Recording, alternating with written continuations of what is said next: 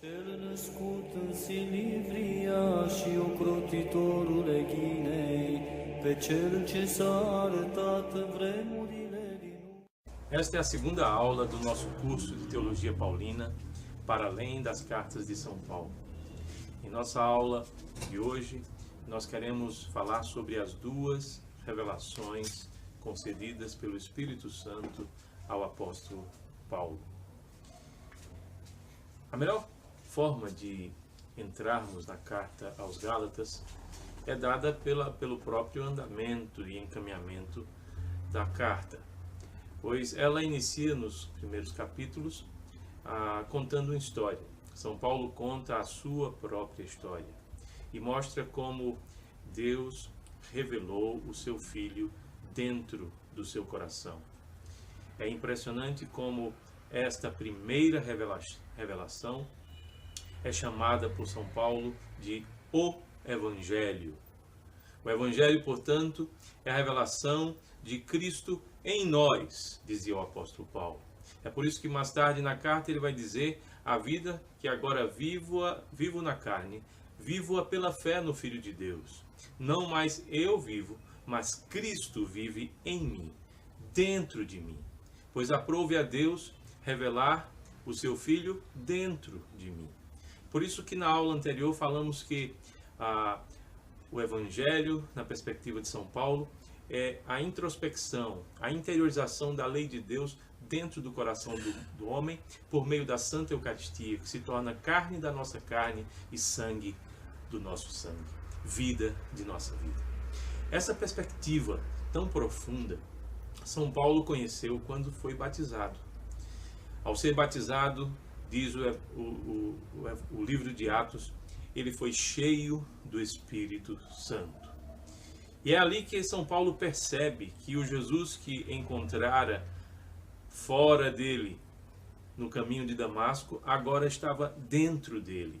O Espírito Santo fazia com que ele percebesse em seu santo batismo que Jesus agora estava dentro dele.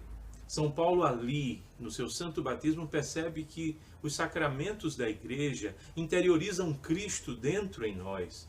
A palavra de Deus, a lei de Deus, passa a se tornar parte do nosso ser. É então que São Paulo segue contando a sua história na carta aos Gálatas e nos diz que ele vai avistar-se com São Pedro. A expressão no grego é fui historiar-me com Cefas, ou com Pedro. Literalmente, São Paulo vai contar a sua história, o principal dos apóstolos. Isso mostra que ele tinha submissão a tudo que vinha anteriormente. Para ele o Evangelho não era alguma coisa que rompia com a antiga aliança. Aliás, São Pedro era o apóstolo da circuncisão, segundo o próprio apóstolo Paulo na carta aos Gálatas. Ou seja, São Pedro era aquele que operara a continuidade entre a antiga aliança, o Antigo Testamento, e a nova aliança, o Novo Testamento. Porque foi precisamente São Pedro que no dia de Pentecostes, também cheio do Espírito Santo, percebeu que o Evangelho era o próprio Cristo interiorizado dentro dos corações humanos pelo Espírito Santo, pelo batismo que o Espírito Santo operava naquele dia em toda a igreja. Assim é que São Paulo não rompe com a experiência antiga, ou a experiência do Antigo Testamento. São Paulo não rompe com a experiência antiga, recentemente vivida pela igreja no dia de Pentecostes. Ao contrário, ele pensa essa experiência. Ele contempla, mais especificamente falando, essa experiência, tamanha experiência. E ao fazer isso, ele recebe a segunda revelação do Espírito Santo. Ele recebe a revelação daquilo que ele chamou a verdade do Evangelho. Realetheia tu Evangelio. A verdade do Evangelho para São Paulo era aquilo que poderia vacinar os cristãos na Galácia contra aquela perspectiva dos judaizantes que ensinavam uma salvação, uma santificação somente pela lei de Deus.